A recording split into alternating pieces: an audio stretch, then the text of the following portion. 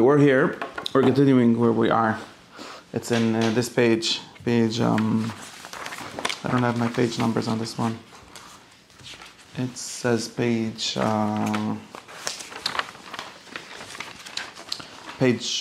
Ninhai.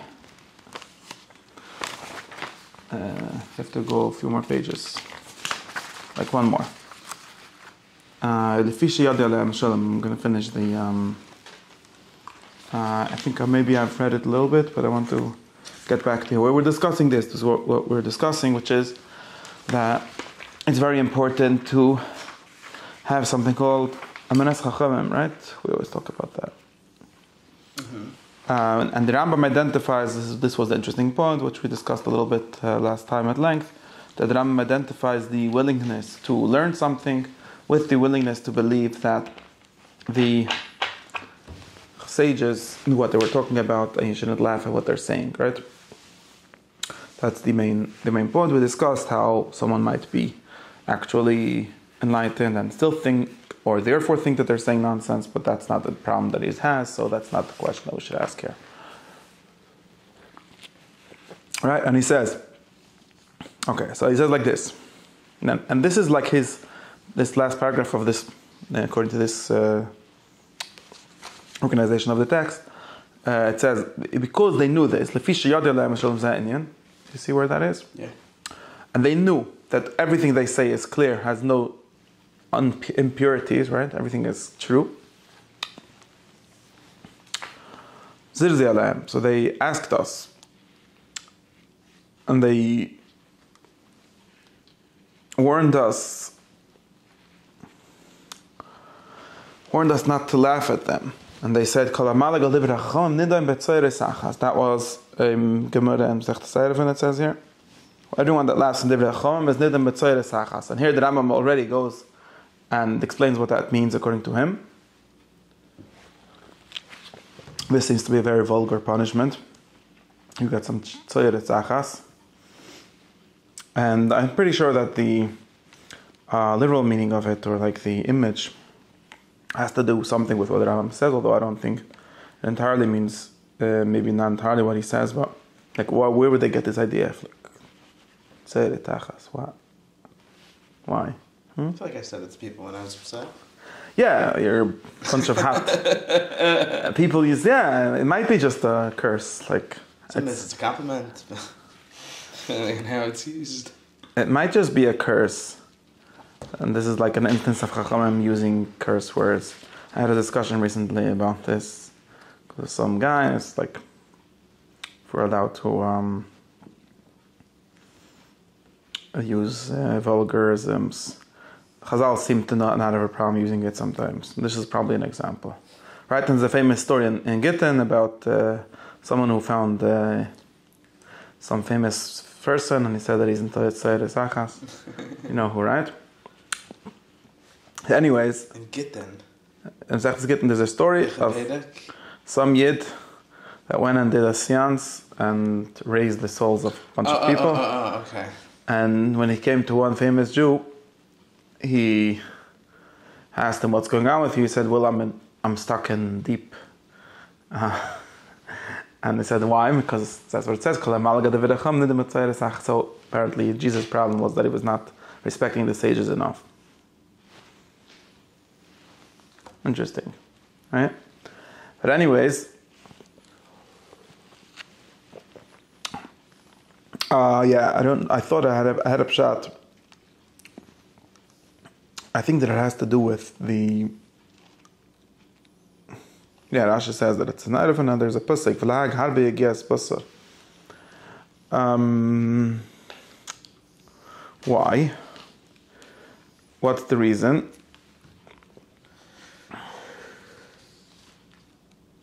I think that the concept is, and then Rava is not my. The story is like this. Shvelaha gar begias basar. Rav Papa brother of Achbar Ada b'shem Shmeider of Achbar, the whole chain of transmission. Rav Papa said the name of Rav Acha. Lamed shkala amal gal divrei chum nidim atzayre sachas. Because that's yigias basar. Lag harbe yigias chachaf. Your malhig harbe, something like that. then you get Higias Basar, which is Tzoyres Achas. Maskav Larova, that's not what it says. It doesn't say La'ag, it says Lahag. Lahag is thinking or working. So I said no. Like Allah Ben Toyim Tam Basar, sort of interpreted the Pasuk to say the opposite. For the Aghar Higias Basar, it says tasty as good meat. It seems that for whatever it is, the image here has to do with like food being an image for study, very famous image. And Rambam talks about this in Chelik Aleph, Perek Lamed Daled or something like that. Talks about how the Mishle and the wisdom literature, they all talk about study as eating and drinking. And the reason for that is because, remember why? Because eating is a metaphor for because it's the same thing on the level of the nutritive soul, what learning is on the level of the intellectual soul. That's sort of the summary of what he said. Because nutrition means the form of the body encompassing the form, or the matter of the food becoming part of the form of the body. Somehow all food is potential human. We had this class once. And when you eat food, you are somehow, integrating or somehow incorporating the food into the form of your body. It becomes you, becomes a soul, a living thing. And in the same way, or in a different way, but in an analogous way, right? Not the same way, but in an analogous way, the intellectual soul is some kind of thing that can incorporate, right? Take in forms, right? Not only matter, forms, knowledge from the world, things outside it, and it becomes it, right? Just like the intellectual soul grows by taking in food, the intellectual soul grows by taking in knowledge. And that's why learning is analogized to eating and drinking. Like if a good shtickle gemara is like a good shtickle steak. It's the same thing. And I think the concept of hatsoya is unsuccessful learning, right? That's why the analogy works so well. Because when you have some unsuccessful food, like the food that you didn't manage to incorporate, that's just soya resachas. All soya is resachas, by the way. I mean, it's like fresh. And I think it's a vulgar image, but it's trying to show you this idea that we tried to teach you something, it turns out just a bunch of, because you didn't digest it, so to speak. Or it's the undigested part. Maybe there's always, like we have to call Arba Midas, maybe there's always some parts of the learning that you don't want to digest, you actually want to spit out. But if you say that everything is, the Chacham says like that, so then you're just stuck in a big part of that. And you didn't actually digest anything. That's the Rambam says. The Rambam says like this: "Ve'ein tzoy resachas gedoyle min hasichles, asher hishi'atoy lahalig." Your stupidity, sichles is stupidity. Sichles means exactly the opposite of knowledge. It means something like folly. Yeah, boorishness, unknowing. Borut in Hebrew is the best word. It's like the opposite of knowing. The state of lack of knowledge. So the Rambam says, does that mean that you're going to go in Himmel and they're going to give you Gan Eden and they're going to shtickle Tzoyres Achas for Gehenim? No, it doesn't mean that. The biggest Tzoyres Achas is Sichles, and I just explained to you why. I think that's how the image is supposed to work. But anyways, this is already a nice reinterpretation of something that could be seen as a very weird medrash, it sort of makes sense. Or at least, like, it's worse, right? Obviously, what's worse, being stupid or being tzoyres achas? Being stupid is even worse. Just that you can only understand things on the level of the nutritive soul, so we give you an image in your world, but it's actually worse. Okay, then therefore you will never see. You will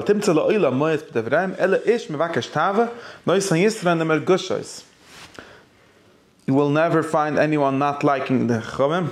Besides, for people who like sensible things, who have never had the light of the shining lights.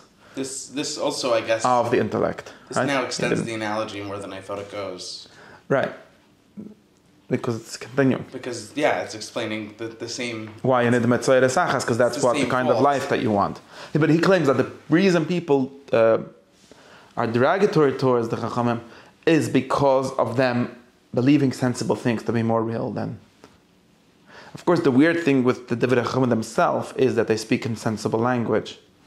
And Rambam is going to have to intellectualize that, abstract that to intellectual language. But for some reason, that's why I was saying the whole thing is somewhat upside down, because it seems like the intellectual person should laugh at them because why you're speaking of Tzayir Esachas. But his actual audience here is not those people, actually the people who are sensible people, including some people like we discussed the doctors earlier. Did he say something about a doctor? Yeah, earlier. Which are people who have some certain right STEM people, right? The people who believe that knowledge is only interesting when it's about extremely material things. Or numbers, mathematics is a complicated case, but anyways, when it's something that can be felt or that can be sensed, and that's the opposite of that's also. And then you're gonna want sensible things because that's your idea of what is, what exists, right? And that's called darkness. Okay. And then Atkan, that's why they told us, so this is like the negative side, right? They warned us from laughing at them, and they promised us some beautiful promises for what threats for what happens if you laugh at them, what kind of life you will have, basically. And he says that's true, that's the kind of people, it's not like it's like a threat, it's just a description of reality. The kind of people who don't like Divrei Chachamim are those kinds of people. Or us, and most of the day. Anyways, and he says like this. Now before, because they knew that their word, their logos, right, their discussions, which are true, they spent their days with it. And they also told us, that they commanded us, they commanded us, what is K'tzoy Sayam? He says we should look in the Chasam. Right, they told us to learn to read this stuff all night and part of the day. Meaning to say when you're not working, that's what he says. The point is you should always spend all your free time doing this. This is the important thing. They made this the end goal of everything, of human life, really. As they said. So why did they tell us to learn Torah all day or learn Divrei Chachamim all day? And they said even worse, even more stronger, they told us that this is the goal. And they said like this, they said, that's the way he quotes it. God has nothing besides for 4 ames of halacha. Halacha, they mean literally their study, learning, gemara, halacha. So this is like, I'm telling you, obviously they understood that their things are not the sensible things, they're the intellectual things, and they told us that they're the tachlis, and that's what they told us. Right, it's especially bizarre, yeah. I mean, I'm just kind of, I guess, grasping it fully now, but the Sipurei Chazal or whatever, the Agadata is, or the limit is for this person who likes to Resachas, right? Meaning it's to give him, in this version of it, in this abstracted version, it's at least encased in something that's immediately appealing or that doesn't take intellectual ambition to either immediately engage with or ignore.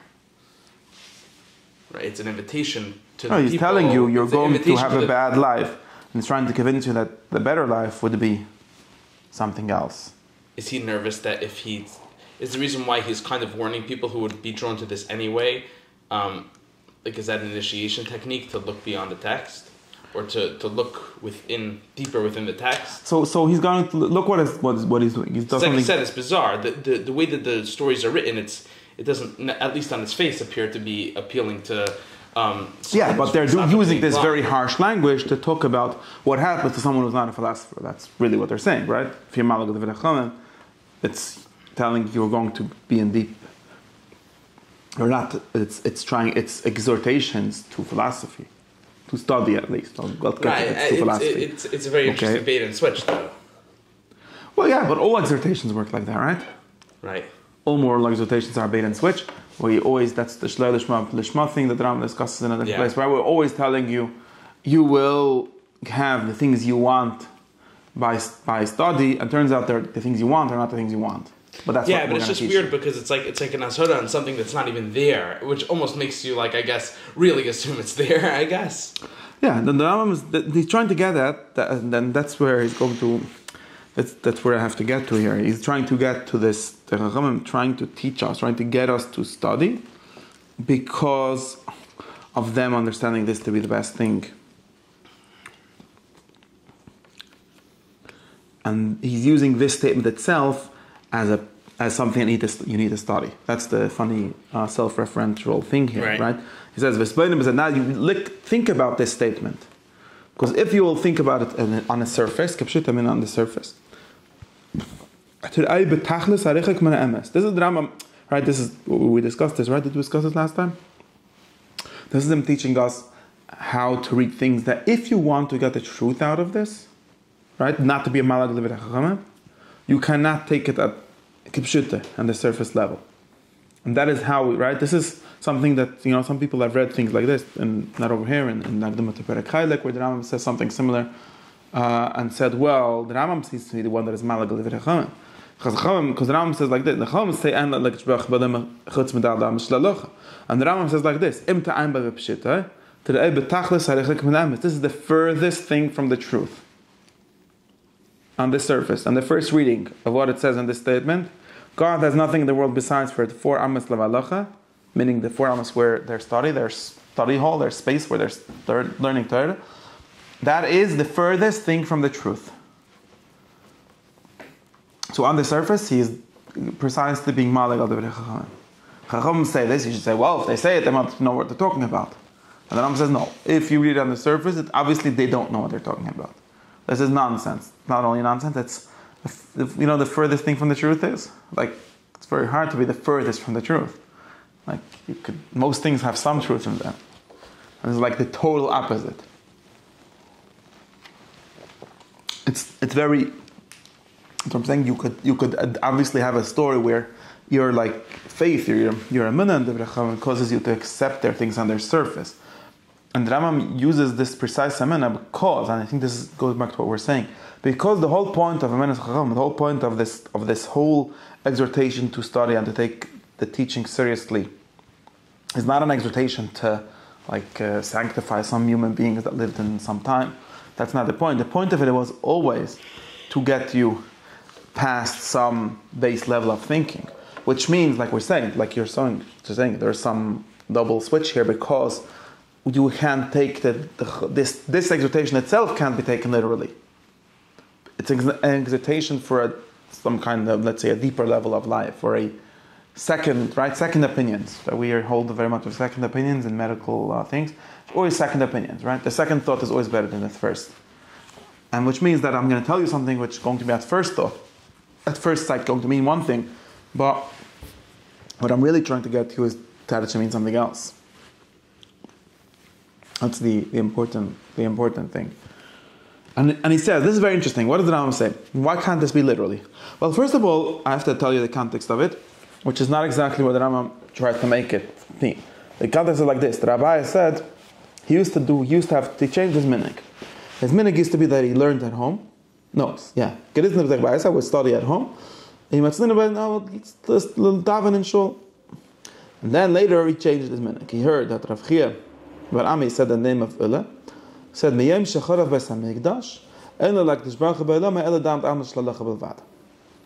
since he heard this statement that Ula said, that the sins, the destruction of the Beis Mikdash, God has nothing but Dal Damish Lalacha. So he realized, where is God? Is God in the shul? No, God is not in the shul. God is right here at home where I'm studying. That's why we should stop going to shul. We should only stop right here where we're studying. That's what the beis says. What about a minyan? Doesn't say anything about a minyan. True story. Right?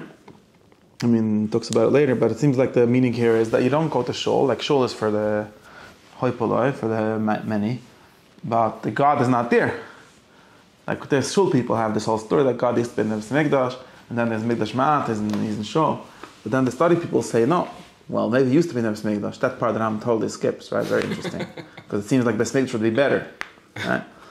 But then the study people come and say, well, no. You know where God is? Where you learn. Where's that? Dal Damas. Dal Damas means literally not the cathedral, right? Like Dal Damas is just one person. Dal Damas just means here. Me and my chavrusa, or I don't know if they did chavrusas in those days yet. Whatever, he's sitting at home, he has a stand there, that's where he davens, because that's where he finds God. Great story. From here we learned that everyone should daven where he finds God. I'm sure Abai didn't tell everyone else to come to him, because then wouldn't be able to learn, right? That's where you find it and study, that's why you should do it. That's why the Chassidim have this minhag of learning before davening, and there's like a whole thing. Some Chassidim do this, they should learn Gemara before davening, or whatever it is that you're studying, and like, what's the shaykhet? Maybe if you learn something that has to do with davening, but there's no shaykhet. That it says that everyone has to daven where they find God. If you find God in Ketzos, then you have to learn Ketzos before. Otherwise, there's no shaykhet. Anyway, that's the story of Abai, a true story. And it's also cool to see how Abai changed his mind, right? One of the nice things of the Gemara, because since this is what we discussed last week, that the Rishonim had this totally messed up understanding. The Rishonim had this totally incorrect, I don't know how to say it nicely, understanding of Gemara as some kind of compendium of case law. But the Gemara is a living document, and you see all these like changes of minds. Like Abai had this two periods in his life. I don't know. And even that, it's probably like, I'm over-exaggerating it, right? Maybe next week he heard something else, and the third thing, I don't know. But there's like this movement, it's like this story where I used to think they have to go to shul. There's a good idea they get in the shul. Then I heard a statement from someone, and he obviously didn't only hear it, he understood it. And he's like, no, I don't have to go to shul anymore. And it just changed. And then you have people like the Goyim and the Rifs, like, what's the halacha? I don't know. Maybe when you'll hear a third thing, you'll do that. I don't know. That's what it seems to be going on. Okay, that's for the Gemara. Anyways, but the Rambam understands like this. Okay, so he understood the literal meaning, halacha meaning literally halacha. That was the literal meaning of this. Halacha meaning what to do, like what the Rambam Mishnah Torah is about, right? What the Rambam understood Gemara is about, right? For the most part, besides for the Agudah Shabbat, right? But the halacha is about what he discussed earlier. What is the Esrei Kusher, is the Esrei Puzzle, and so on. And he says like this.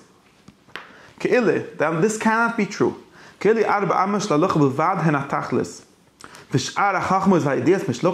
mean that halacha, it means something to the exclusion of all other knowledge, of all other science, of all other intellect?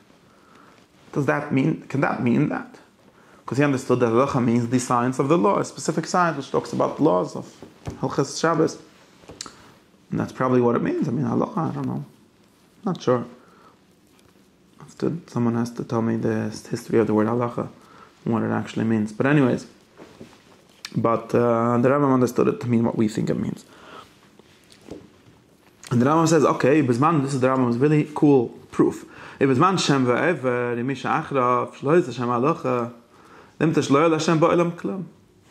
hear of beis medrash Hashem v'ever? I discussed this last week, right? The beis medrash Hashem v'ever, they didn't learn even one halacha. How do we know? Because there was no Torah in those days. Of course, we could have a medrash that said they learned about Eretz of Shilin, but come on, that's not what happened, right? Everyone knows. But I was just assuming, right? Again, his respect for Chacham means not taking them seriously, but not literally, right? So of course, Shem Va'avid was a beis medrash. What kind of beis medrash was it? Obviously, he was a philosopher, discussing. Well, maybe he was a physical philosopher, maybe he was an ethical philosopher, maybe he was a metaphysical philosopher. I don't know what kind, but he was discussing knowledge. There was no halacha. And the Rambam understands, because this is very important. The Rambam understands halacha to be a very specific thing that has a history. Right? It started at a specific date. The halacha that we discussed was given by Har Sinai, and it's very important. It's binding on all the Yidden forever, and so on. But it's only has a starting point. And the fact that it has a starting point means that it can't be the tachlis. It's amazing. Someone else would say, yeah, Nebuch, all the, how do the Muslims say? There was Jaliyah. How is it called? The time of ignorance before Muhammad came. Everyone had no tachlis. And the Rambam doesn't accept this story regarding halacha. It's very interesting. He of course does have it in some sense regarding the ignorance that was before Moshe or before Avram came around, because people didn't know about God. But to the extent that there were people that knew about God, they didn't have halacha. Right, it went in the opposite order. Meaning, the discovery of God led to the flourishing. Yeah, there's two of different halacha. things. The halacha has a purpose and so on, but it's not the same thing. Yeah, but it's right, and it's in some sense retracing your steps to providing a curriculum, right? Meaning, Moshe knows God, and then therefore writes the Torah, and not the other way around. Yeah, first there's no Then God. he'll retrace his steps and say, "Hey, well, here's probably a good way to get here." Yeah, or it's a way of teaching people the good and creating good habits, whatever law is supposed to be doing. But a law is a specific thing. And the thing that is a tachlis, which the Rambam right away, see, the Rambam just did something interesting. And like he translated. We thought that means, where do you find the God? Because you want the tefillah to be in the skabel, and you want God to talk, listen to you, you have to know where his address is. That's what the Gemara is literally talking about. And the Rambam did an instant translation for this, and he said, this means, what is the end of human life? That's the same words. What God has in the world is a way of saying what the end of human life is. I mean, it sort of makes sense, because what God is the creator of the humans. Let's assume Aloma means humans, right? Forget about the animals and other things, not our business right now. And the stars, we shouldn't be worried about the stars. But the humans, and saying what God has, what Enla means, like what he gets out of it or something like that, what is for him in it, is the same thing as the for of it, right? So the end goal of it. Like I would say, I have not in my house, but my little room where I study, because that's really why I bought this house. My wife thinks it's for the kitchen, but that's her purpose. Oh. Anyways, really that wouldn't be correct, but you can imagine that's the kind of image that he has when he reads this statement, right? Like, I have nothing in this house besides for this, so that's my goal of it and my purpose. So that is the purpose of it. Assuming that I'm the boss and not my wife, my purpose is what counts, right?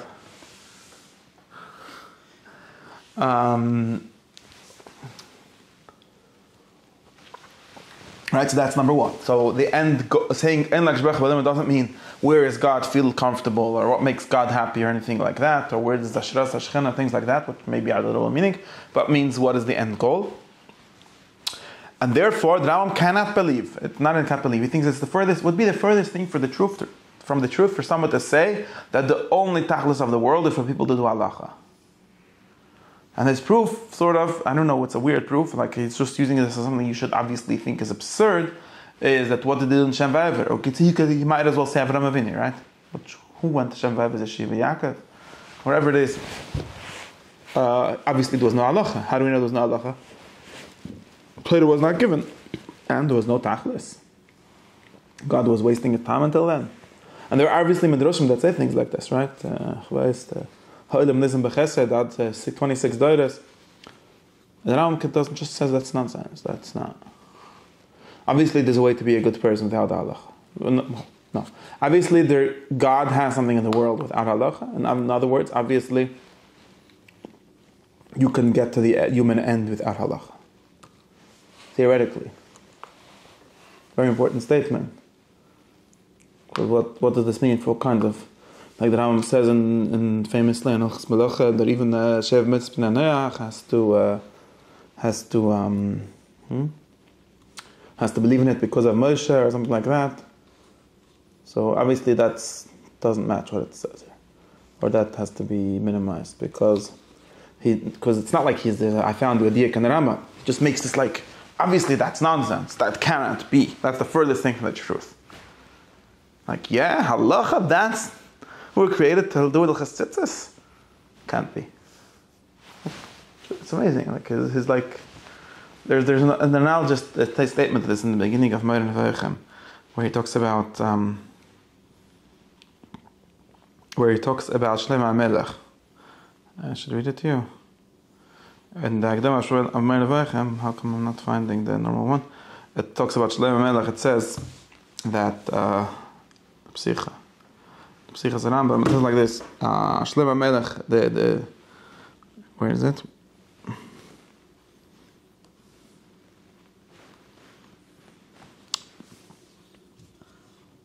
Talks about Meshulam. The Hakdama on Meshulam, it says like this: Yeah, there's this mashal, the Shlomo Melech,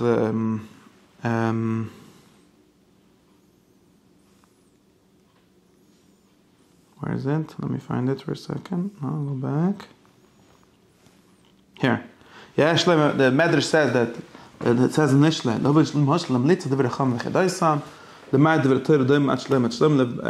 there was a deep well that nobody could drink from, so Shlomo Melech connected a string to a string until we can drink from the well, and that's the this is the language of the Ram.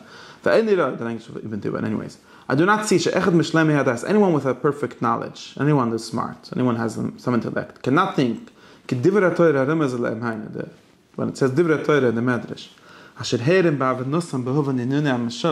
right, that Shlomo Melech need to find this like trick, this like technique of doing parables and allegories in order to understand them. Nobody who has seichel can think that Shlomo Melech was learning l'chasukah and lilev. That can't be. And again, he doesn't give a proof. Like this is the kind of thing where it's like liyala ladas cannot be. So obviously, the true meaning of Torah in this statement, and that what Ram calls in the same Hakdama, Chachmas Torah ala emes, but the true meaning of the word Torah cannot be details of halacha. Okay, that's another place where he says that. But the Rambam goes on to explain. So, but the interesting thing is, right?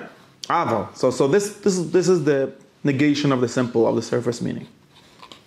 Aval, but if you will have an internal understanding of this, right? Not the opposite of a surface understanding, you'll see an amazing wisdom in it. And you will find this statement, which is like a very weird statement, or in furthest thing from the truth statement on the surface, including the great intellectual truth. And I'll explain it to you. So this should be a mushal. See, another mushal and a mushal and a mushal. This will be a mushal, but mushal means here an example, right? This will be an example for all the other Amar Chazal that if you'll understand them correctly, you will see that they're telling us very deep and important philosophical truths, and not this nonsense things that they seem to be saying on the surface. Okay. Yeah, you're here. We're here. Yeah. So this is where the Rambam is going. Well, I don't know how much time I have. This is where the Rambam is going to go at length to give us the whole function argument for ethics. He starts all the way from the beginning. And this is why I wanted to read this whole piece, because this is the Rambam's only place where he presents something like a philosophical basis for any of this. So he tells us like this: listen, you should know, the earlier people, the ancients, had this great question. And the ancients here means Aristotle, okay? I mean, maybe Plato, but basically Aristotle. This is basically Aristotle's argument. And why did they have a good question? Because they were smart. They had Chachma and Tiva Machshav. I don't know what these two things are.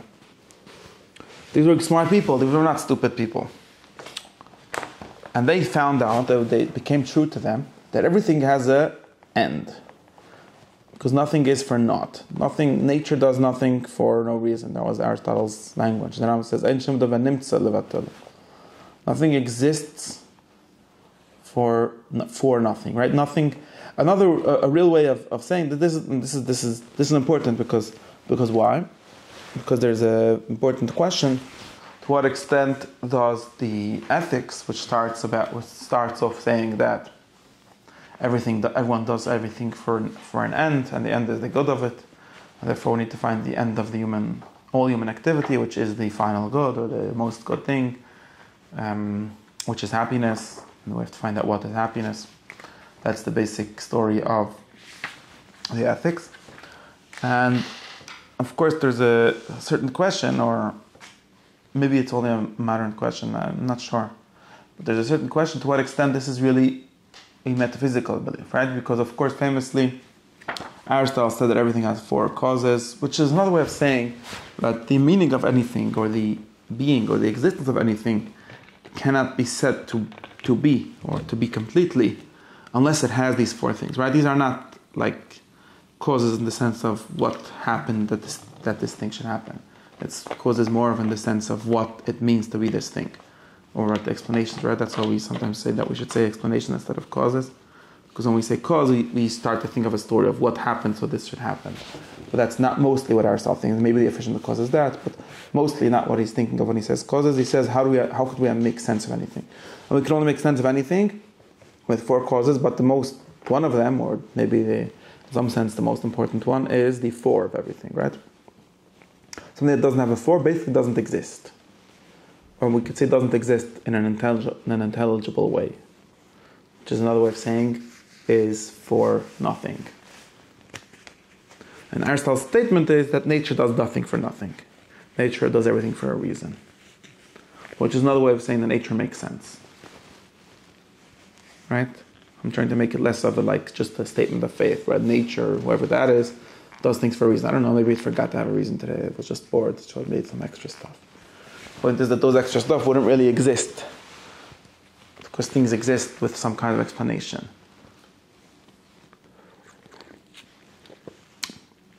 And so as I was saying, there's the discussion to what extent the ends. So this is Aristotle's metaphysics of nature, of everything.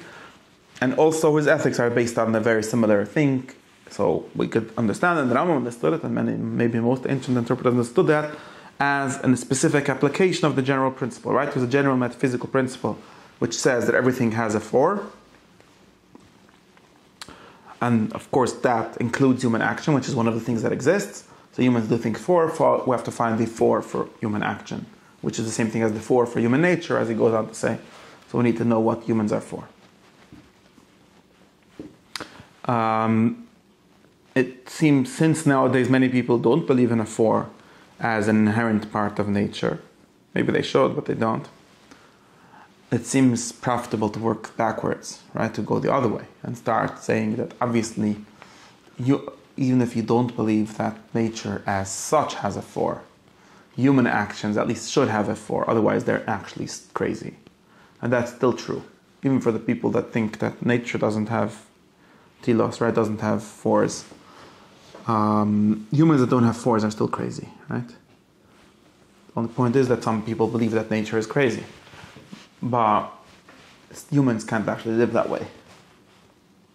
And really the difference between a good person, and good in the sense of a working, functional person, and a non-functional person is that the functional person has a 4. Whether he has one end or many ends, that's just details in is how crazy he is, right? People that didn't figure out how to organize their life around 1-4 are still somewhat crazy. That's why that argument for needing to find 1-4 for life, or at least finding some organization within the many 4s of life, is still a good argument, at least assuming that you want to have a coherent life, which is another way of saying being sane. And there's maybe levels of sanity, and we could start to convince you, well, obviously you understand that someone that doesn't do anything for any purpose is totally nuts. So the fact that you do many things for many purposes, you're also totally not, just a little less. Maybe you should try to figure out a coherent story to your life, which is another way. This is what people mean when they say life has to have a meaning, by the way. Right? Otherwise, I don't know what meaning means. So the meaning of human life, this is what many people say. We say, well, nature doesn't have meaning, but my life still has to have a meaning. It's another, this is a good example of taking a basic thought and trying to profit out of giving it different words. Another way of saying that would be that even if I disagree with Aristotle about nature, I still need to agree with him about human life. And you say, well, but Aristotle is based on his philosophy of nature. Okay, so how about we skip that? Because maybe we don't need it for nature, maybe we don't want it, or maybe we don't believe in it enough. But you're still going to need to, instead of thinking, what I'm trying to get at, instead of thinking about the meaning of human life in some weird, fuzzy ways, like meaning means what? I don't know, I need to feel good, which is obviously not what meaning means. Everyone understands that. We might as well think of it in an organized way, which is thinking of the ends. And this kind of organization that Aristotle thinks of it. And they say, well, why do I have to think about it in this complicated, abstract, very defined philosophical way? Why can't I just think about it simply? well, because that is not useful enough, because it doesn't help us. And there's these people that have figured out the organized way of thinking about it. They're actually helping us. Okay. But anyways, the Rambam definitely doesn't do this backwards way. He does work with the sort of formal way, which is already knowing that everything has a purpose. So then we move on to think of the purpose of humans. Right? That's what he says. So he presents it as something that starts with physics. It's not really clear. It could actually be true. Historically, it does start with ethics, but that's a different. Just giving you some notes for a conversation that we have to think of. So the Rambam says like this: when this became true to them, right, the general statement that nothing exists for naught, they started detailing all things that exist. Found out every kind, what is its point. So they saw like this. So we start, and this he's going to do this called a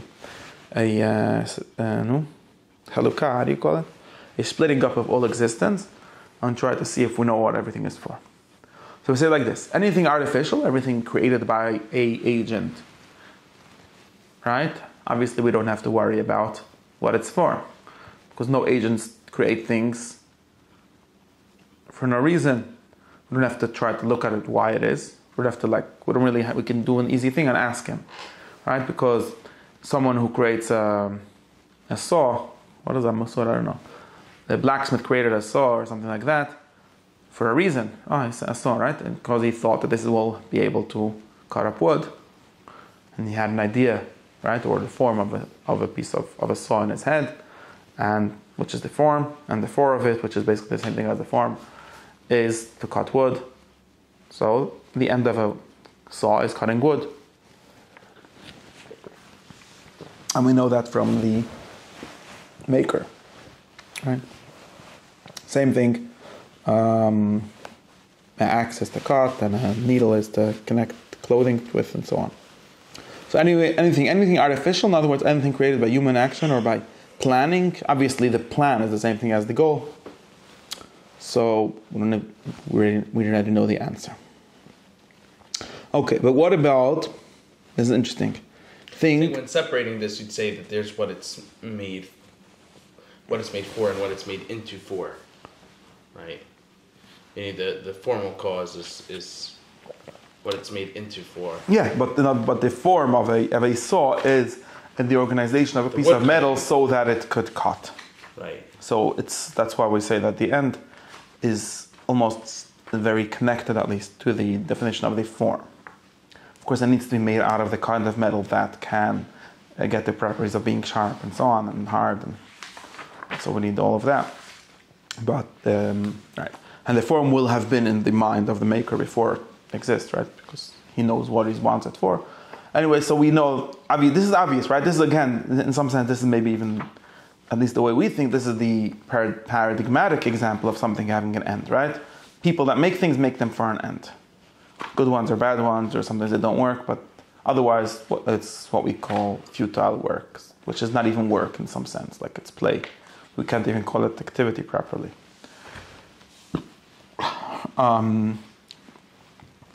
Okay, but so the important point is human creations or artificial creations don't present a big problem for finding the meaning, the reasons for things, because they're mostly obvious. But God's which is the same thing, I think.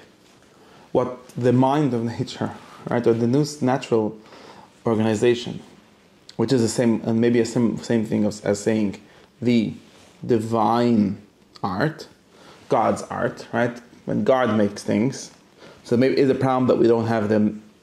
I'm going to get to this, right? It seems like the same. We could say like the reason we don't know is because we don't have access to the mind of God, right? Which is another way of saying that we need to look at the things themselves. Give me a second. I need to. Where I am. So what this does is that it helps us understand the what we did before. Why and Tachlis are the same thing, right? Because when we talk about natural things, which is another way of saying things that whose form can be ascribed to nature or to God, then it isn't easy to know what they are, so we have to work on it. He says like this. Interesting what's going on here. I'll have to figure out. See, some natural forms have their end. Some of them are obvious, and some of them are not. That's the point. It says, so, for example, all kinds of trees, kinds of grasses, kinds of minerals, right? Kinds of not living things, or rocks, or animals. Some of these have obvious or more obvious ends, and some of them, maybe if we'll study a lot, we'll find them, and some of them are almost impossible to find out, very hidden, very obscure, or only known maybe by prophecy or by some koyach yedias hanestoros, or some kind of imagination, or some kind of very subtle way of knowing things, right? But it's impossible to find it out by scientific research. Why? It says like this. Because no human, it's not humanly possible. We have to read what Aristotle says this in parts of animals and things like that. A history of animals, because it's interesting. Rambam says that it's impossible for a human to find out by his own research, right? To find out by his power of his inquiry, why nature created some ants with wings and some without wings. I don't know if some of them are ants, some insects. Does anyone know? I mean, right, we could talk about things in detail. We could say what the goal of wings are for a specific kind of insect. Obviously, wings are for flying. But why in general, right? He's thinking of a very general question here. Why in general are there insects with wings and insects without wings?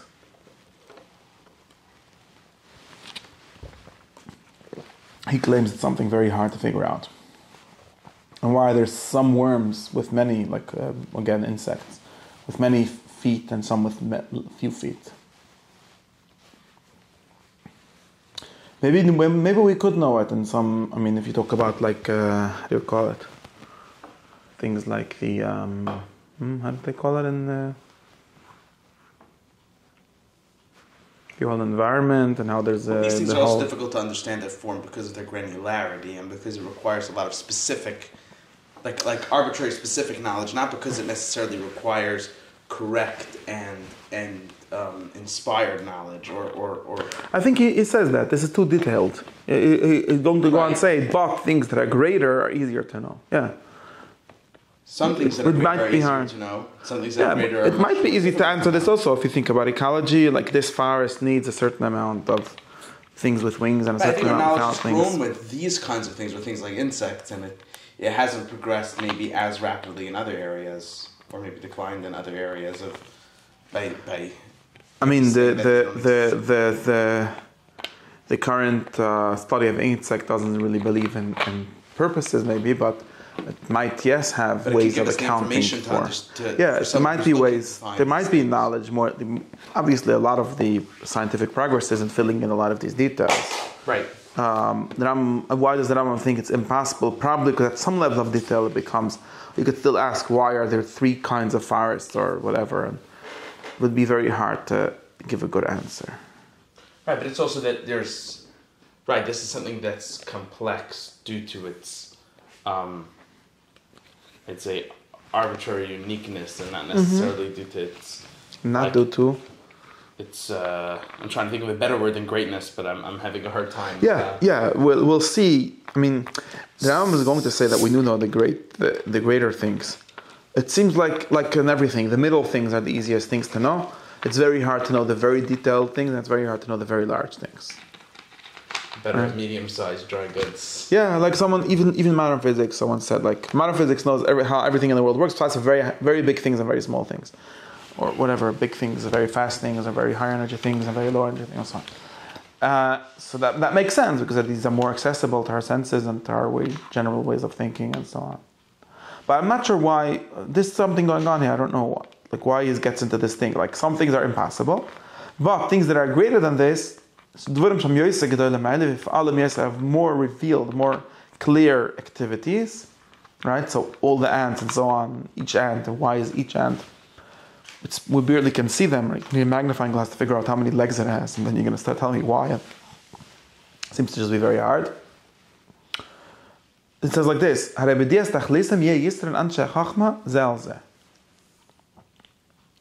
so, since we're always working, we have this idea of smart people, intellectual, chachamim, intellectuals. Intellectuals is a bad translation, but wise people. And there's obviously a sort of ladder, a sort of hierarchy of wise people. There are wiser people and less wise people. What makes one wise person more wise than the other? Of course, by knowing more things.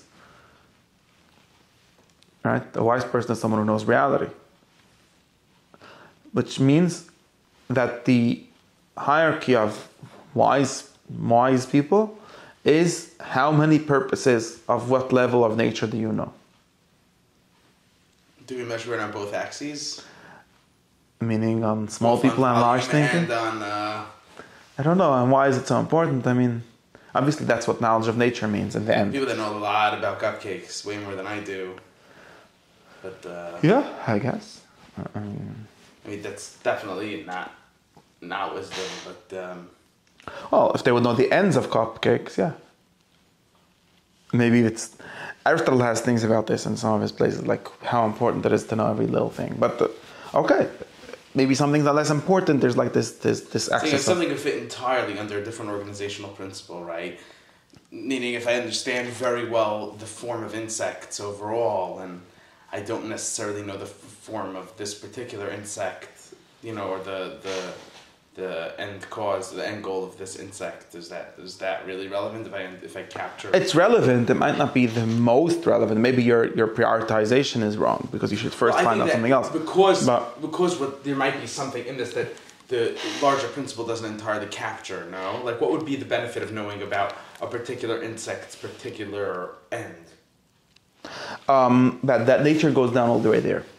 Right, meaning that a higher organizational principle will eventually include a detail that maybe can be uniquely explained or uniquely understood maybe in one small particular within it that can help us maybe even clarify as a general principle. Well, if you want to speak in theological language, we could say something like, because everything that God made, which was all made for a purpose, so even the smallest thing is a very small purpose, but it was still made for a purpose, so you should still need to know it. Are any of these purposes ever as far as at least our knowledge goes, is fully subordinated to a higher purpose? I mean, in some, yeah, but that doesn't mean that there's nothing. It doesn't mean that knowing the higher purposes already means knowing the lower ones.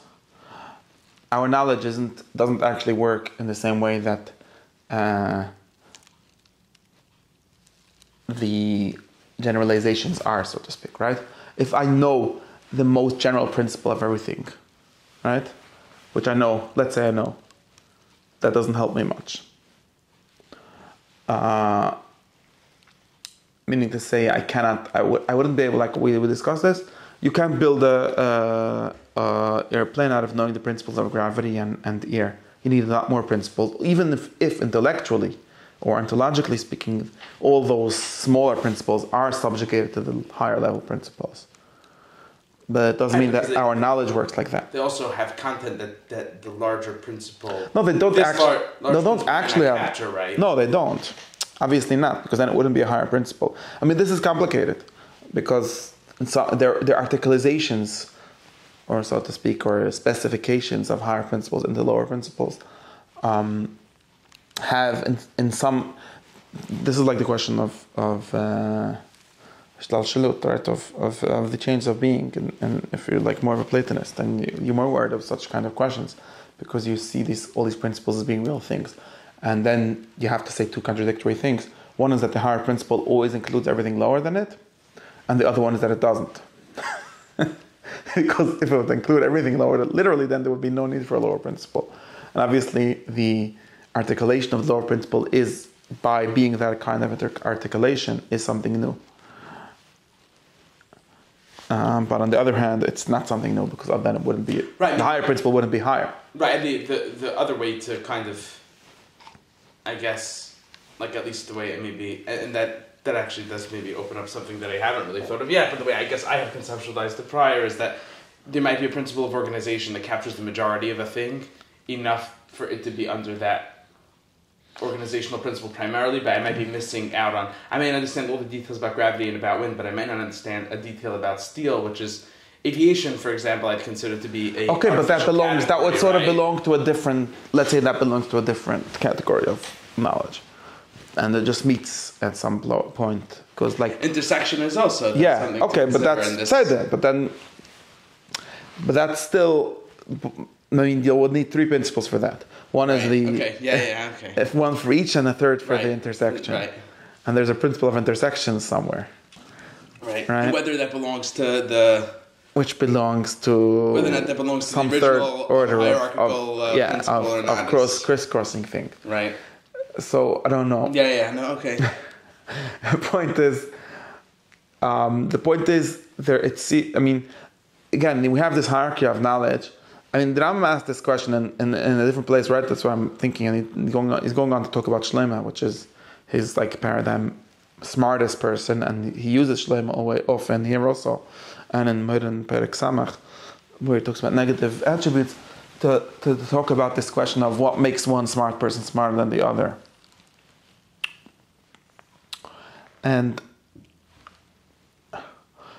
over there he asked the question in some analogously and explicitly way, right? If everyone knows God, even children know about God, which is the highest principle of everything, so there's nothing else to know.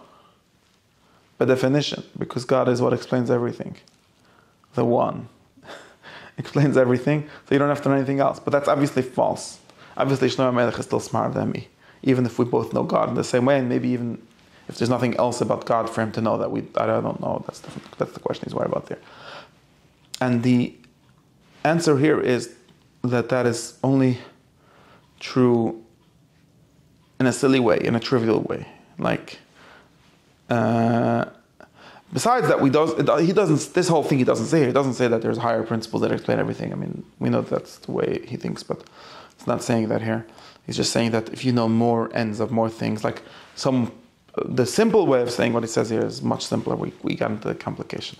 The most simple thing is like, level 1 scientist, level 1 knower, wise man, knows only about trees. Level 2 knows about trees and about rocks. And level 3 knows about trees and about rocks and about animals and so on. And these are all perfections of knowledge, of human knowledge that is possible to know. That's all. We don't have to get into any of these fancy problems.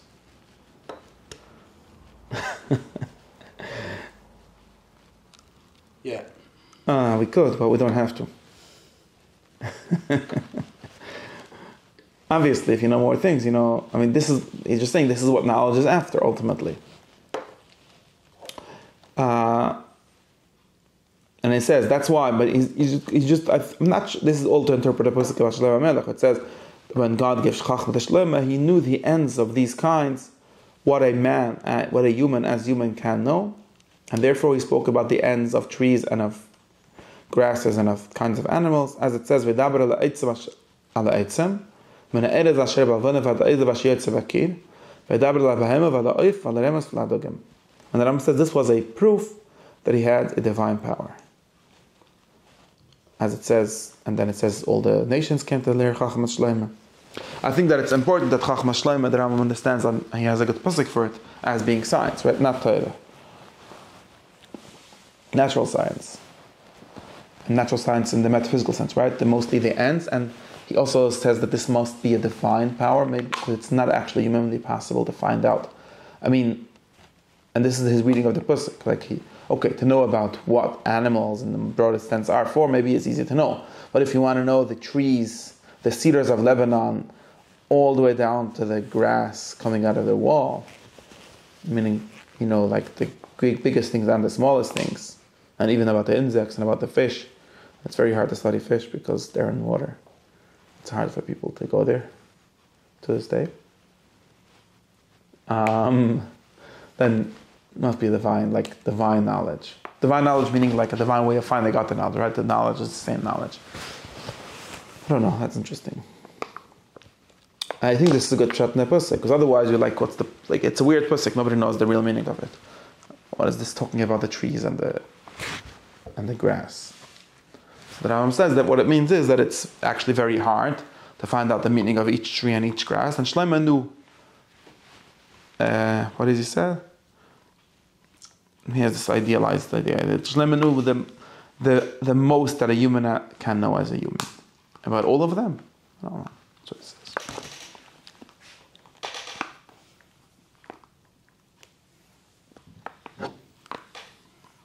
Okay, so then he says like this. Wow, a lot of stuff. I'm going to try to get to the end of this piece and we'll continue next time. So this is in general. So the first point was, let's just summarize. We said that things are not for naught, so they have a reason. They have a for. We said that artificial things don't present a problem because we know the for, but that divine things or natural things, which is the same thing, present a problem because it's hard for humans to know the details of natural things, and this seems to be important, like this limitation of human knowledge. And then he has this like ideal, like the greatest, smartest person called Shlomo Melech. Limitations of human knowledge in terms of variety, not depth. In terms of knowing, yeah. Maybe this is like him worried, like he'll tell you, I know the point of everything. So say, okay, so can you explain me why there's two kinds of insects? And he says, no, I can't explain that because that's beyond human comprehension. Or at least for now. Maybe tomorrow we'll find out. Maybe this is him forewarning that kind of problem. I'm not sure, but it seems to be important for him that humans don't really know the purposes of all of nature. Shlomo Melech knew it, because he had divine Hashem lezachach mal Shlomo. Does it mean that he thinks that Shlomo Melech historically knew everything? I don't even know if it means that. But it's just like this ideal version, and it shows us how this is actually difficult for people to figure out, and Shlomo figured it out, or a lot of it. That's the main. I don't know, we have to think of more like what this presentation of the difficulty of knowing this is. This is an Aristotle in some of his prefaces of the works on animals and details. He says these kind of things. And he also says why it's important to know even those little things. But maybe here it's important just because you shouldn't use this as a question, right? You shouldn't say, well, you're proving to me that I need to be I need to act in certain ways because that's the end of a human being. Well, you don't know anything about ends anyways because you don't even know how to explain insects. So we say, well, insects are a problem because they're too small. And the stars are a problem because they're too big. But we know about humans because they're the right size. Maybe that's the main upshot of this kind of thing. Is this, but in general, we could say like this: everything under the moon has its end the human. The human only. Why? Because we can see all animals, some of them he eats, like the two animals that we eat. But I love this. The two animals that we eat, so in the book. Okay. It's so funny because there's like so many kinds of animals and we only eat two of them. Not only because they're kosher, like humans don't really eat many more animals. Okay, so I'll go and eat pigs also. Thank you. 3 animals. Some of them. Go to Japan. Yeah, okay. I'm joking. Yeah, it's true. But anyways, and it's also a little bit more about the final cause of things than we do. The final cause of a cow is to be eaten by a human.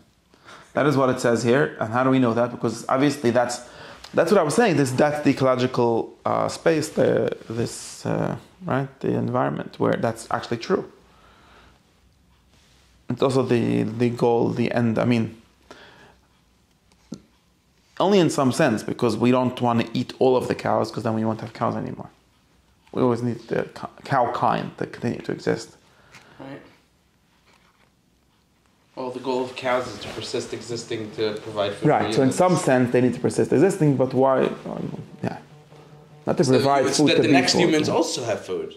Yeah. Right. Right. They need to go on, but needs to go on internally. Right. And some are for other uses, right? Like donkeys to travel, to carry things, and horses to go far, right? To go quickly. And some other things we don't know, right? It's so funny. Some things we don't know what their use is. His main thing is, his main point he wants to argue is that there are for people, even if people don't know how to use them, how to make use of them. right? Do you know what to do with a monkey? I don't know what to do with a monkey, but maybe one smarter person than me will figure out what to do with a monkey. We have to work on this and think if it works. I know that modern people don't like this statement, but who knows, maybe it's true. We don't know. Okay. And trees, same thing. Trees, some of them for food, some of them are for health or for medicine, and grass and so on. And it says like this, right? This is important. Anything you will find, animals or plants, do not seem to have any human use, right? We can't eat them. That's because we're silly. But it can be. It can't be anything from an elephant until a worm. Can't be things that have no use for human beings. What's the proof? The proof is that in each generation we find out the uses of more grass and more kinds of trees, right? It means things like medicine, I think, mostly, right? I mean, is he comfortable, let's say, subverting the like implied end goal of something because of its organization to human beings by, let's say, saying that it's actually a side effect? Meaning, if there's an animal that no, because then it's not the meaning of that animal. The point here is that meaning if there's an animal that happens to when it steps, it lets out some kind of chemical that's good for growing grass, and that grass is good because it allows this tree to grow nearby. Yeah, okay. However extended, meaning even if the organizational principle of that thing doesn't necessarily point to that output, would we still say that that's its tailus because it eventually comes back to human beings? just like all animals. I mean, animals do a lot of things, right? But with the human beings, like a human is the apex predator in the animal kingdom, and therefore everything he's on top of the food chain, right? And therefore everything ultimately becomes humans, right? And even though we don't know about all of them, that's just because our science isn't complete. It's very important that Ram understands that the science is not complete. It still isn't, but and he says, I can prove it to you this because we keep on discovering new uses. And it's not, again, this is not human, this is also an important recognition. People often think that Ram didn't know this. So he says very clearly, he's not a rationalist in the sense that he thinks that human reason can discover any of this. We're going to need experience, right? Aristotle says these things, by the way, already. None of these things were discovered by Francis Bacon. Aristotle said that human reason is not powerful enough. Maybe theoretically, again, if we'd be as smart as God, we might have figured out just from pure reason alone all of this. But we're not. And we need to figure this out by experience. And experience needs a lot of time. That's what we need. That's why physical science progresses throughout the generations. Because of the need for a long amount of time to find out how nature works. But the Rambam is going to add that to find out how nature works and what we get out of it. All the sublunar nature, right? The higher things he doesn't think are for people. But everything under the moon is for people. And even if you don't know about it, maybe you'll find out tomorrow. And if there's something you don't... So this is him like... Again, this is a big forewarning for every question, right? Because anything you'll travel somewhere and find some kind of animal that a human being ever touched, you'll say, okay, that's because human beings are kind of deficient. We still don't know how to make use of it. But someday we will. Or theoretically we will. And say, so this animal existed for eternity, right? Because according to Aristotle, kinds of everything is eternal. It existed for eternity. And no human being yet had any use of it, but that's still the final end of it. The final cause. Yeah, that's what he said. He's going to say this kind of thing later explicitly, that he doesn't have a problem. There are cases where, let's say, it violates the organization, the parent final cause of something. Trying to think of a good example. This fish seems to swim in this particular direction. And you have to really believe that these things subordinate themselves to nature and nature to people, right? But this is this is a very general statement. Of course, like I said, even cows, the inherent final goal of cows is to be cows. It means that everything contains within it some kind of grand scheme, meaning it at least participates in some form that eventually serves. I don't really know why he needs this whole step. I mean, it's going to go on and say everything is for humans, and what are humans for? But why do we need this? I'm not really sure. Like, what would be missing in the argument? Above it, and this would be undisturbed, right? Yeah, what would be missing in the whole argument if we didn't start with this everything being for us? Nature, everything in nature being subverted to humans. Being subjugated to humans. Everything, we could skip this whole part. We could say everything has a purpose, and humans need a purpose too. But suddenly we added to the human this burden. The responsibility of everything under the moon. Which is a lot of things, and including most of the things which we don't really understand. Be a monkey and not for me. You should be a good monkey for God. Right. I mean, obviously humans control animals, we eat them, we ride them, and so on. In some sense. But that's very few animals, like the few domesticated animals. And like, what about all the undomesticated animals? Like, what do bears do for humans? Nobody knows. So he'd say they kill this predator, which kills that predator, which kills that predator, which would wipe out all the cows, right? Right. So again, obviously, assuming but that's an extended sense. The way we understand why is it teleological? Why not? Why not? If what happens in the end is always the end, anyways.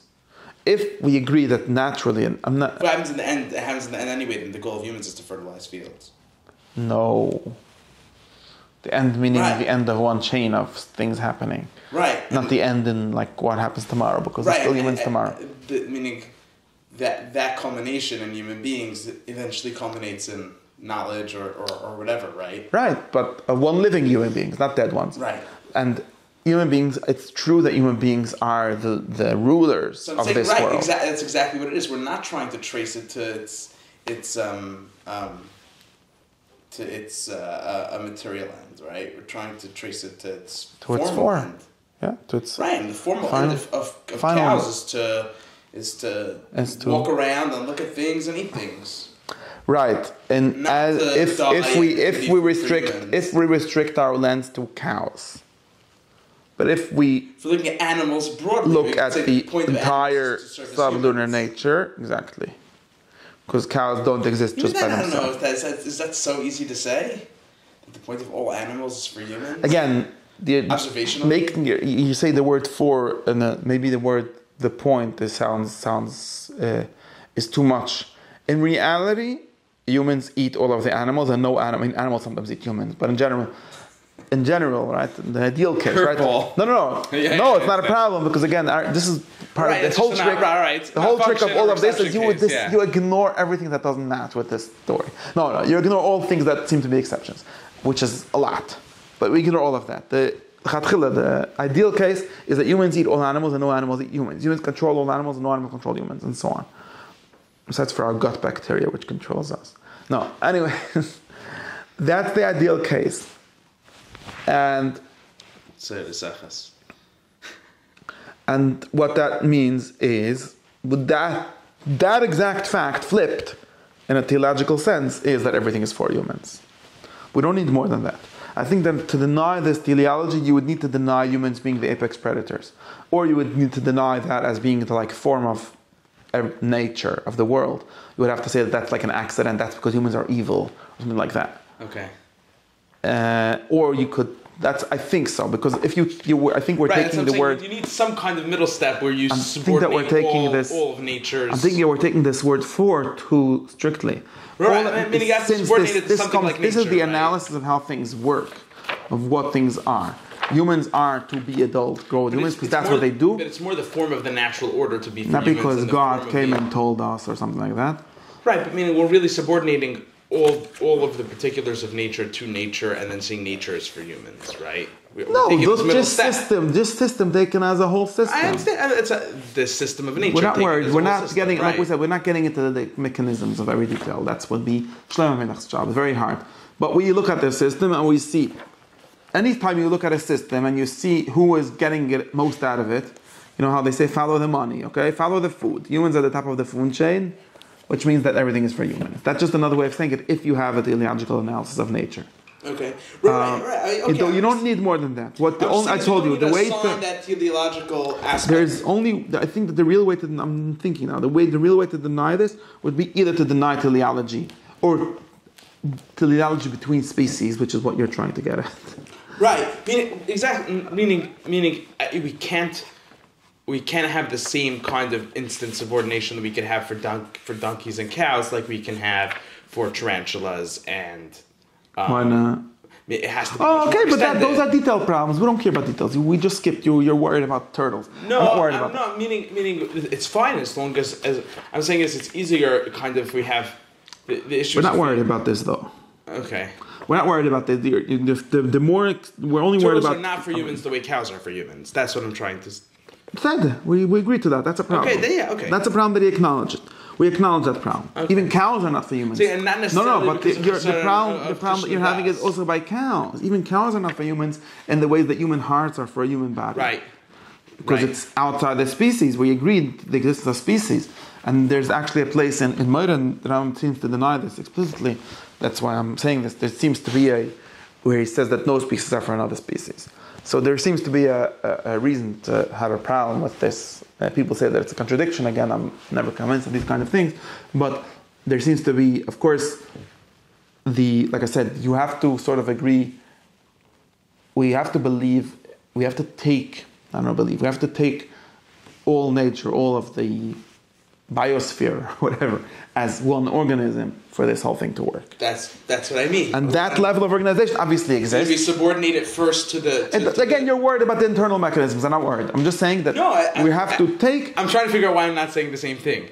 Of everything first, take all of nature's creatures, understand them as meaning develop your biosphere, ecology, subordinate them to nature as a system with human beings functioning as the purpose of that system. Yes. Okay. Yes, there's one system. Of course, internally to that system, there's a whole bunch of other things going on, and we have to be very smart to figure any of that out. Right. And if I isolate cows out of this, the point of cows is to cow, right? It's not to human. Of course. Right. But cows eventually. We could of course have a science of cows without reference to humans. Of course, the interesting thing is that the only people that have science of cows. No, we can't. I'm telling you in the sense which we can't.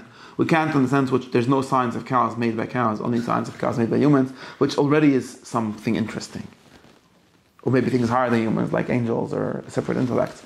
But cows don't have science of cows, which should make you think. But that's not what that's at this stage is not what we're talking about. We're just talking about taking the whole thing as a whole, the living world, the whole biosphere as a whole. We can see, and maybe not even the living one, right? At least the sublunary nature taken as a whole has its goal, has humans as its end, and that is not a belief. That is a truth, right? It's, in other words, that is the way the world works. Everyone agrees that's the way the world works. If you have a teleological understanding of what makes nature whole, what makes it work, what makes it form, what makes it function, then it turns out that humans are the end of that. And like I said, the way to deny it would be one of three things that I could think of. Because people read this nowadays and think it's very, very weird. I think that we have to specify how it's weird. It's weird in one of three ways. One is if we deny teleology, even in one organism, or if we say, okay, we might sort of agree that it's very hard to speak of a heart without explaining what a heart does in each person. But it seems to be easy to speak about cows without speaking about what cows do for humans. Although, like I said, who's speaking? But anyways, okay, that's one. We could deny that, and therefore, say, why would we even have it? And even the Rambam himself seems to have apprehensions about this in some place. That's one thing. Second thing is, we can deny this. We could sort of make this whole thing into an exception, right? That's weird. Like modern ecology people who talks about environmentalism and things like that seem to think that this is all an accident. The fact that humans are the apex predators is because humans are evil. And there's never, of course there's a problem, because of course within the human world we know that many times the apex predator just got this position because he's the biggest bully. So maybe humans are just the biggest bullies in nature, and there's nothing sort of to explain here. The explanation is that humans are evil. I don't know what kind of explanation that means, because what's the reference outside of nature that shows that this is evil? But anyways, this problem for morality. But if you have such a reference, I don't know, God told you, okay? So if God told you, then you could say, yes, ideally bears should be just going around in the forest and bearing, and humans shooting them are just horrible. Who gave them the right? I guess that's a way we could deny this. In other words, in these terms, it would be like relegating the whole fact that humans are the top of the chain to the same way which sometimes we say, sometimes snakes kill humans, and we say, well, that's an exception. It shouldn't be that way. Or we can just maybe another exception is to say that human beings subordinate themselves to a different higher principle or some angel or something that everything else subordinates to as well, meaning an organizational principle for nature that doesn't culminate in human beings. Everyone agrees with that. Even the Rambam agrees that humans aren't ultimately for themselves; they're ultimately for some angel. Right. But I'm saying is what we have is everything culminating in human beings. Yeah, you could say that there's aliens you can have it terminate in 5 points and then have those 5 points terminate in something higher than themselves, right? So maybe the whole point of nature is humans, monkeys, and tarantulas, and humans, monkeys, and tarantulas. But meanwhile, it still terminates in human beings. Maybe it shouldn't be that way. What I'm saying. Meanwhile, it still terminates in human beings. Maybe because human beings are the ones putting the monkeys in cages and not the opposite. And then some. But meanwhile, it does. That could be an accidental fact. If you could try to make it into an accidental fact.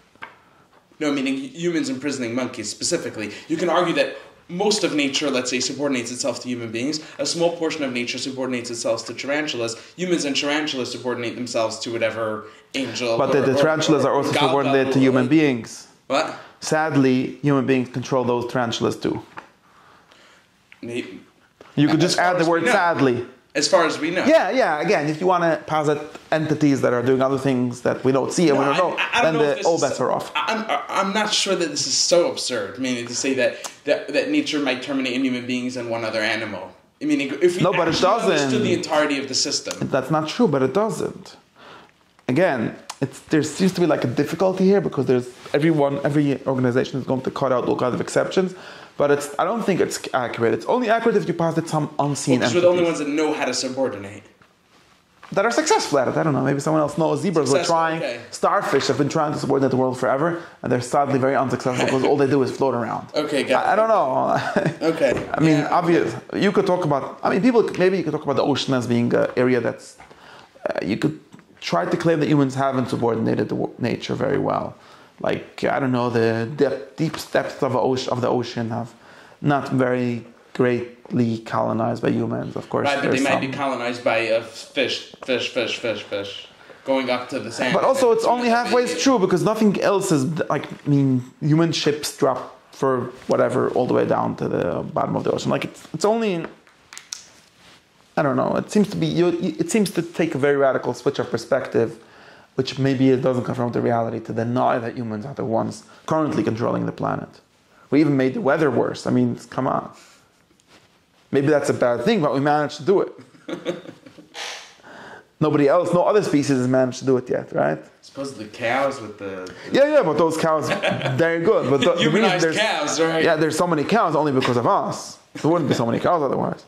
Would there be some other crazy things going on? Who knows? But we're talking about the current world. Yeah, before there were humans, maybe there were dinosaurs or whatever, making it problems. I don't know. So that's one way we can do it. What is the third way? I forgot. We could deny the teleology of some things. We could deny the... Yeah, and we could say that it's an accident that humans control everything. Or we could... That's the same thing. That's breaking the teleology. I think that the other thing we could try to do, right, which seems to be like what the Rambam was mostly worried about, is finding all kinds of things that seem to be unrelated to humans. That might be a good internal question at some level. That's the question I'm trying to ask. Maybe I'm not. I know you're trying to ask that question, but that's the last question. I'm getting to your question, which is something like, maybe we're biased even in this world, because horses are pretty good servants for humans.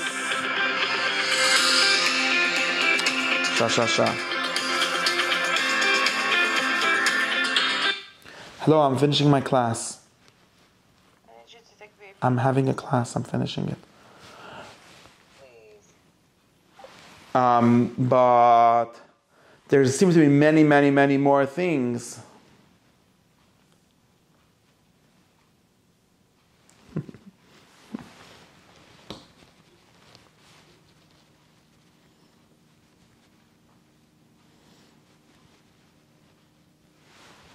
Yeah? I have to finish. There seems to be many more things where you need some kind of belief, saying, well, like the Ram says, we'll end up, and he goes and say, what about the things that are dangerous for humans, like poison and so on, right? And he says, well, poisons help sometimes also, and so on. But at some point, this seems a little forced, because maybe it's like 2-3 animals that humans have managed to work with, and 2-3 trees, but not everything. That's maybe too radical. Like every tree in the rainforest is for humans. How's this not? I'm trying to understand how this is not my prior question. No, you're okay. Maybe it is. I don't know. And the solution to this, is by explaining that these things all subordinate themselves to the natural system, which lends itself to human subordination, right? Yeah. If we, for some reason, needed 50 tarantulas, we'd get 50 tarantulas. And we do need 50 tarantulas because I'm sure that they fertilize some plant, which emits some chemical, which eventually is going to go to the cows, and we're the only ones that intercept this to take the cows out and eat them. Mm-hmm. Right? Wasn't that the proposed solution to this problem?